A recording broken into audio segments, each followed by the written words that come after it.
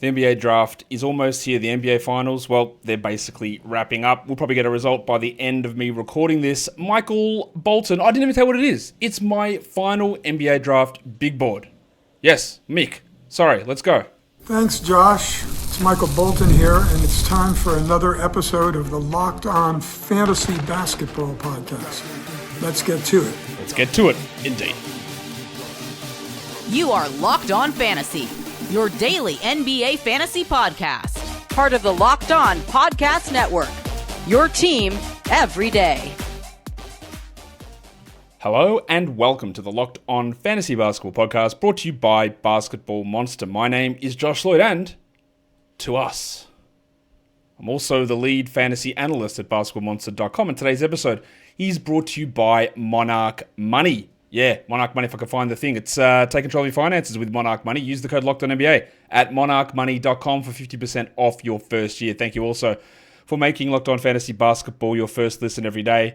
It's free and it's available on all platforms. And I know you might be saying it's not my first listen. Well, make it your first listen. But thanks if it's your second anyway. That's all good. Live draft show, Wednesday, 8 p.m. Eastern. Join me here, live YouTube. We talk about the picks as they go down. Speaking of going down, the Pacers are about to lose. The Thunder are about to win their first NBA championship. Congrats to the Thunder. The biggest news, the biggest news is the Thunder winning the title, of course, but it is Tyrese Haliburton tearing his Achilles tendon. That is the third Achilles tendon of someone who wears the number 0 in the last 2 months. Dame Lillard, Jayson Tatum, Tyrese Haliburton, 3 first-round fantasy players, all done for next year.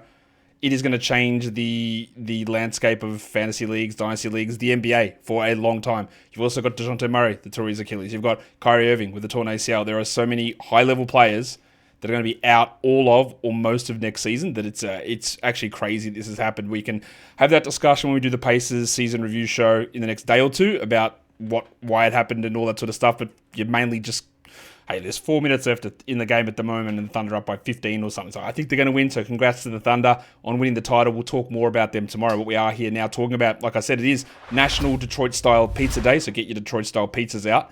But we're talking about the NBA draft, my final NBA draft big board, which I've taken. I'll tell you how many guys I got on my list. I got 136. I'm not going to do all of that. I'm going to go through my top 12 tiers, which is my top 69 players. Not intentional, that's not the intentional number, but that's what we got. We'll go through those, and then of course there'll be the final mock draft coming as well. So we'll get into that stuff coming up pretty soon. Let's dig in. Let's talk about my big board. Now, my big board is just sort of how I'm ranking these players as players. Not about team fit, not about where I think they go in the draft, just my rankings of who they are as players. Now, this will factor in when we're talking dynasty leagues. This is not a dynasty league tier list. That will come out after the draft. I'm talking over tier 1 because it's Cooper Flagg. He's by himself in tier 1. He's my number 1 ranked player. He's been my number 1 ranked player all through the process. He remains my number 1 ranked player. He's the number 1 dynasty player. He's an easy top 10 dynasty guy, probably a top 5 dynasty player, honestly. He is a chance to be a positive contributor or above average contributor in every fantasy category. I think he's going to be awesome. Of course, things can happen at any point, but I think it's going to be awesome with him in the NBA. And he's very clearly just at the top in my tier 1 by himself. My tier 2 is also just one person, and it's Dylan Harper, tall point guard from Rutgers. We know that there is shooting concerns. I think defensively he will be okay. I'm not all that worried about him defensively. There is some fit issues in San Antonio, but I think with a player, again, this is not a mock draft, but he's going to San Antonio, no question about that. The shooting is a concern. I think it will be okay. I'm not that concerned about it. I think it'll be rough early on, but he's got the size, got the passing ability, he's got the strength. Defensively, I think he'll be okay. It's going to be wacky early on, but they'll figure it out. He very clearly, Dylan Harper sits to me as the number 2 guy in my tier 2 all by himself. And now is where stuff starts to get wild. And we get to this stage where I like this draft a lot. I think this draft is a lot stronger than last year's draft. The next group of players that I have, though, I don't know how I feel about them because there's a real chance of these 3 guys, and I do have 3 guys sitting in tier 3. I might as well bring them up now. I'm not super confident about them because they're archetypes of players that at times you don't love. It's not always a great thing to look at shooting guard type players because if they don't do a huge amount else, it is risky. So in my tier 3, I do have them ranked like individually in a tier, but when we're talking tiers, it just means they're very close, right? It's relatively interchangeable. At number 3, I've got Kon Knueppel. Yep. At number 4, I've got VJ Edgecombe. Number 5, I've got Tre Johnson. That is my grouping in tier 3. Johnson could be the best shooter, especially volume shooter in this league, in this draft, sorry. I worry about some of the other stuff. Edgecombe, I don't know if he's going to have enough to be a point guard. Defensively, I think he's going to be good, but is he big enough to be at full-time too? Where's the shooting? I don't know. Knueppel, athleticism, people have some concerns. I'm not that worried about it. I think he's actually pretty good athletically. I think he's actually not bad defensively. I think his shooting is elite. I think his passing is elite. But there's no real upside pop. Like, bang, this is the guy. He's a great number 2, a fantastic number 3. Is he ever a number 1? I don't know. But I feel like he's going to be a really high-level, Kon Knueppel this is, a really high-level. Let's look at Jalen Williams on the Thunder. Obviously, very different sorts of players. But a guy like Jalen Williams, who's an excellent, maybe he's won Finals MVP by the time I'm recording this, I don't know. An excellent player on a team that is a winning team. And that's how I have Knueppel. So I've got Knueppel 3, Edgecombe 4, Tre Johnson 5 in tier 3 together. And now it even gets wackier to me because in tier 4, which is my next group, I've got a pretty large tier 4. And this is where I start to get a little bit more off track in terms of my evaluation of players versus maybe consensus. Because there are 2 guys, and you'll see them at the top of tier 4 here, who I seem to be higher on than most. At number 6, I've got Thomas Sorber, big man from Georgetown. At number 7, I've got Jace Richardson, the opposite of a big man from Michigan State. Now, Phoenix is going to be all over that one, we know. But these are just guys that I think Richardson just knows how to play. I think that he's one of those guys that's going to be overlooked because of, is his passing stats that good? I don't know. His size, he's very small, that's true, but I think he shoots, I think he passes, I think he'll defend okay. He's got a long wingspan. I think he's going to be one of those guys that just has feel. And Sorber, I think he's a really good defensive player with some offensive upside. And I think they're getting underrated. I've bumped them high. Now, I am, again, before you comment on this, I am well aware they will not get picked here. I know that Thomas Sorber won't go at 6 or 7 or 8 or 9. Probably won't go at 10. The Suns should take him at 10. I know that Jace Richardson won't go at 7. Jace Richardson might not go in the first 20 picks. It's possible as well. I believe he didn't even get a green room invite, which is insane. But that's okay, because this is my evaluation of the player. And there are plenty of players who go further down draft boards to become very good. It happens all the time. Will it be Richardson? I don't know. But I love his feel. At number 8, it's Ace Bailey, who I don't like his feel. I don't like his passing. I don't like whatever has gone on through this pre-draft process. I don't like any of it. Defensively, I don't know about him. I think that he's not as big as you want him to be given the sort of player that he is. But it's hard for me to go further down the board than 8 for Ace Bailey. At 9, I've got Kon Knueppel, who I do think will be able to turn into a shooter at the moment. It's going to take a little bit of time to get that. At the moment, he's more of a rim runner. He's a rim protector, but he's not a shot blocker at the level that you would hope he is, given his size. But I've got Knueppel at 9. I've got 10, Derek Queen, the absolute opposite. He's a smaller center who is all offense, no real defense, no real rim protection. A high usage guy with some passing skills. But the shooting and the defense are real question marks. At 11, another one that I'm probably higher on than consensus, Nolan Traoré, point guard out of France. Decent size. Shot the ball well over the second half of the season. High prospect coming into the season, but fell off early, has recovered. But I don't know that's been reflected in boards everywhere. At number 12, I'm going with another Frenchman. This one, he measured at 6'10", Noah Essengay. Struggled in the last playoff game over in Germany that they played, but his size combo, his foul drawing combo, it's an unbelievable combination. I think the shooting is going to be rough. I think the passing might be okay, and defensively he'll be good, but the size, the athleticism, the youth, and the ability to draw fouls is huge. And then number 13 is Carter Bryant, who's got a similar sort of idea than Aaron Gordon. I'm not sure he's ever going to be an upside offensive player. I think he'll be an okay shooter. I think he'll turn into a smart offensive player, but defensively he's very strong. I think he's going to be a terrible fantasy player, honestly, Carter Bryant, but from a real-life perspective, he slides in there at the bottom of tier 4 at number 13. So that's my top 13 players done. We'll come back. We'll go through the next grouping in a sec. Today's episode, though, is brought to you by Olipop. Olipop is the new kind of soda made for people who love the classic taste of soda but want something that supports their health. With just 2 to 5 grams of sugar and 9 grams of prebiotic fiber in every can, Olipop is reimagining soda in a way that is better for your gut. Traditional sodas, like your Coke, is just loaded with sugar, 39 grams in a can of regular Coke. Orange Fanta, 44 grams of sugar. Olipop, like I said, 2 to 5 grams. That's nothing. The Olipops I've got have tasted great. Crispy apple, goat. Grape soda, very good flavor. Classic cola, it does. It just tastes like classic cola. And you know you're doing something good for your body because of the prebiotic fiber in it to help your gut.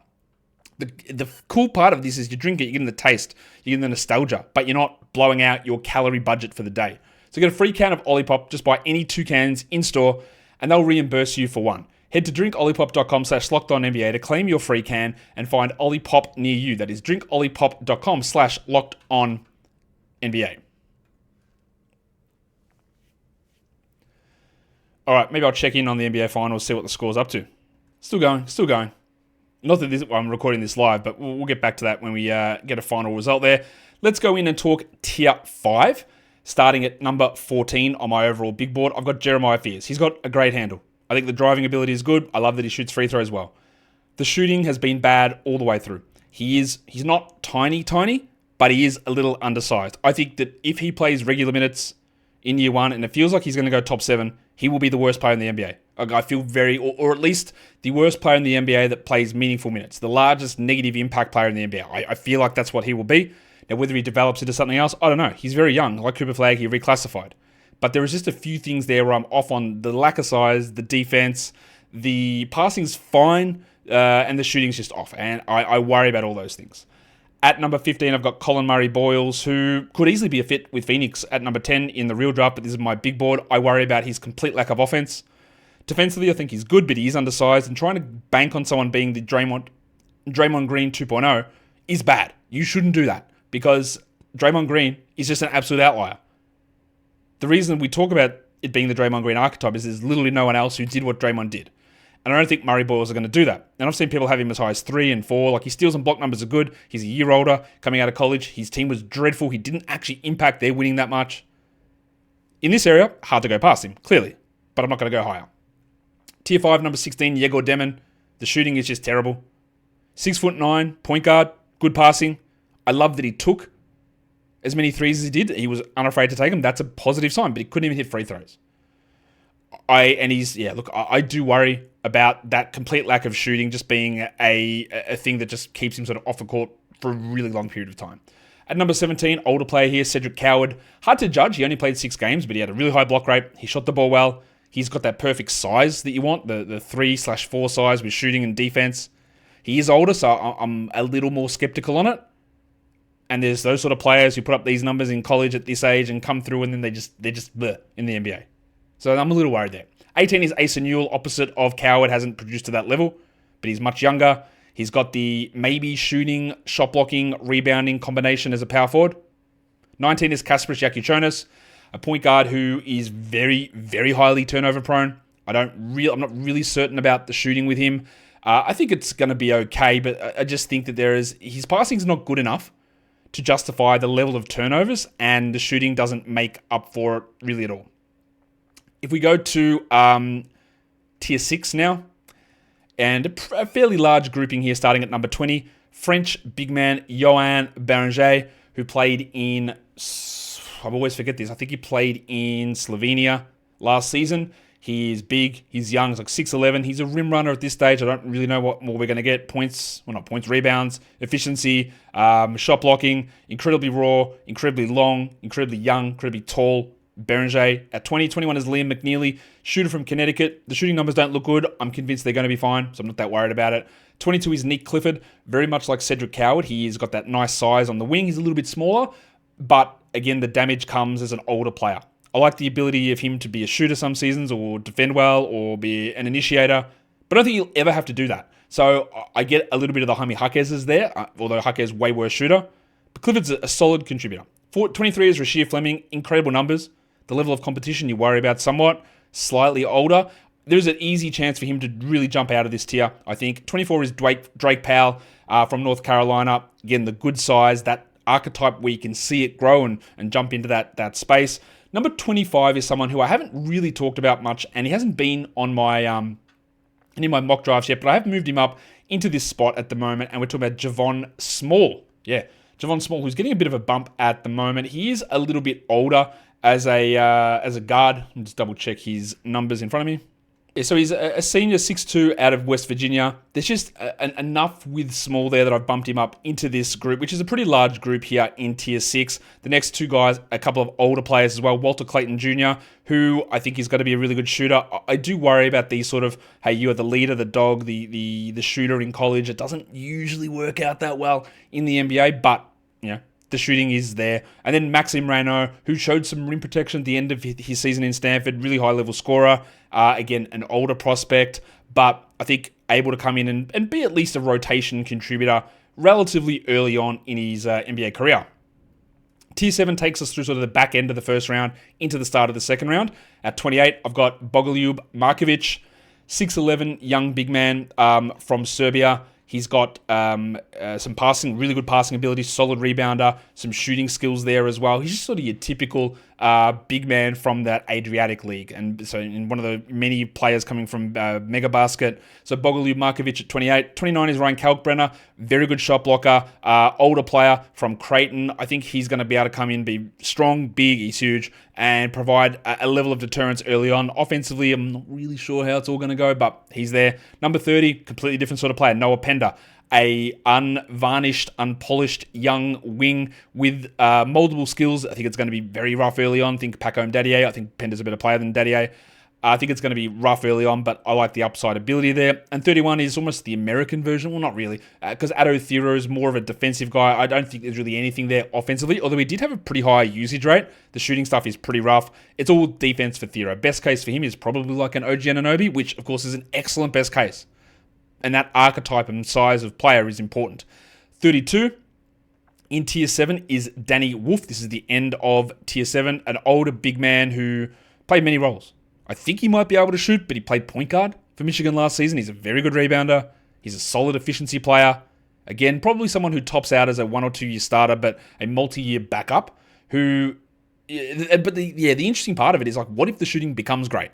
What if he becomes a really interesting passer? Not like Sabonis Şengün. I don't think he's that passer, but he can handle the ball. You're not going to be scared with it in his hands. So he's probably someone you could jump ahead of. I've got Kalkbrenner and Markovic in the same tier here. You could jump him ahead, but Wolfie is older, a bit like Kalkbrenner, whereas Markovic is much younger, and that's probably a discerning factor there. That brings us to Tier 8, which is a slightly bigger one. We're heading into the second round area of the draft here. Number 33, Cam Jones, a player who took on a different role this season. Nice, a sort of combo guard, but probably going to be more of a 2 in the NBA. 34 is Hugo Gonzalez, whose numbers look horrific playing for Real Madrid, but look at that Real Madrid team. The fact that he even played 12, 15 minutes a night in EuroLeague play is a testament to what he is. He's someone who's put up really good numbers through age-appropriate competition, but on that Real Madrid team, it was really tough. He is, again, it just could work out into completely nothing. But there's enough like historical production from Gonzalez to put him there. 35, Ryan Nembhard, just a really strong assist player. We already know what the Nembhards can do. This is the area where Andrew went in the draft. Andrew, by the way, big bump for fantasy next season. I'm guessing, but a lot of off season to go. Ryan Nembhard, just one of those guys. Hey, you want a backup point guard? Very much the way that people thought Tyler Kolek was last season. I think Nembhard might be that this season. I really like Sion James, number 36, at a Duke. Really solid. Stocky, strong defender on the wing. He shot okay. I don't know that I buy it, but I like him there. Then we go to the big man himself. Big passing legend, Chinese center from the Qingdao Eagles, Hansen Yang. The passing stuff is really, really, really important. It's really strong. But the Chinese league is a harder one to evaluate. I do worry about some of his defensive stuff, but there's enough there that I think he should be drafted. Obviously, I've got him at 37. And then number 38, we go with Kobe Breyer. And then the last one in this tier is number 39, Ben Saraf, who I worry of Saraf being sort of a point forward lead guard type, but the shooting is quite bad. He had a really good game in the playoffs the other day. But I do worry, the size is good, but I do worry about some of the shooting stuff and how much that European point forward stuff actually means much in the NBA. There are some that it works for, obviously, but that's not going to be for everyone. We'll come back, of course, I hope we do, unless something weird happens, and talk about tier 9. Before we do that, today's episode is brought to you by Monarch Money. You can often go into your bank account and you go, where did the money go? Between dining out, online shopping, entertainment, it's easy to lose track, and that's where Monarch Money comes in. Your personal CFO giving you full visibility and control over your finances. Monarch Money isn't just a budgeting app. It's a complete financial command center tracking all of your accounts, all of your investments, all of your spending in one place. So you're not only managing your money, you're starting to build wealth. When you're using Monarch, you can track to see where the money's going. Oh, that's a lot that's going into, say, food delivery. Maybe I need to pull back on that and we can put some of this money into some savings or some sort of goal that we've got, a short-term investment, whatever it is. You can do all that on Monarch Money, keep all of your apps in the one place so you don't have to log into multiple spots as well. Take control of your finances with Monarch Money. Use the code LOCKEDONNBA at monarchmoney.com for 50% off your first year. That's monarchmoney.com. The code is LOCKEDONNBA for half off your first year. Okay. That is, 39 players and 8 tiers down. Let's go into tier 9. We're not going to go into in-depth stuff with these guys because, we're going to run through about 30 more players still. But we're talking second-round draft picks. Number 40, Chaz Lanier from Tennessee. Number 41, Alex Tui from Australia. 42, Amari Williams. 43, Kobe Sanders. 44, Johnny Broom. 45, Yannick Conan Niederhauser, who got a little bit of pub recently, a little bit of a push, but he's got some worrying advanced stats signs. I think he might not be good, but I don't know. I'm putting him there. We'll see. And then number 46 to finish off tier 9 is Micah Peavy. So that's my tier 9, which is a 7-player tier. We go into tier 10. So starting off tier 10, John Tonje. At number 47 overall. Number 48, Lachlan Ulbrich. Number 40, I think it's Ulbrich. Number 49, Brooks Barnheiser. Number 50, Will Riley, who many people will have higher. I'm just out on him. There's just something about it. I just don't see it working at all. 51 is Eric Dixon. And number 52, the Ukrainian legend, Max Shulga. Tier 11, another Aussie in this area. There's no Aussies at the top of this draft, but there is a bunch that are around that second round area, including number 53, Tyrese Proctor. Number 54, unbelievably good name, Chucky Hepburn. Number 55, Vladislav Golden. Number 56, another Aussie who really, really struggled in the NBL this season, but has had some big games in the past, and he's huge, and he has done really well at age-appropriate levels. And that's Rocco Sikorsky. Number 57, Elijah Martin. And then number 58 in tier 11 is Bryce Williams. So that's our top 58, which basically the draft, I think, is a 59-pick draft this season, so that's sort of that area. Now we get into tier 12, which will be undrafted guys that can sort of sneak into the second round, two-way contract players. All these tiers at this back end, there might be a guy that's number 100 on my list that goes at pick 50, and that's very possible.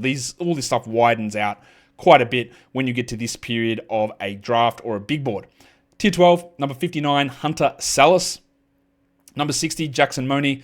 Number 61, RJ Lewis. Number 62, Victor Lakin. Number 63, Kadari Richmond. And number 64, Jamia Watkins. And then my last, this is the rest of tier 12. This is my last group up to number 69. At number 65, it's Dink Pate. At number 66, Willie Dick. Number 67, Tamar Bates. Number 68, Mark Sears, the catalog. And number 69, the barbecue himself, Caleb Grill. So they are my tiers. Who are the guys that just missed out? Well, obviously you'd know because I didn't say their names.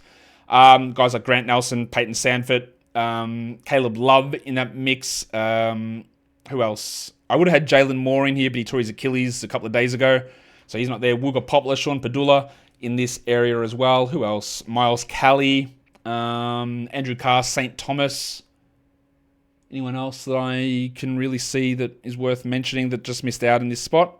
I think that's probably about it. Maybe there's someone else. Jax Robinson, the other one, that maybe we have in this area. So what I want to know is, A, what your big disagreements are. I know it's going to be Sorba and Richardson, or it's going to be that I got Fears or Murray Boyles too low. I know that. That's okay. What about other things? Even later on, down the draft, in the big board, you think someone else I should have in the 40s or 50s? Someone else I didn't even mention in my top 69?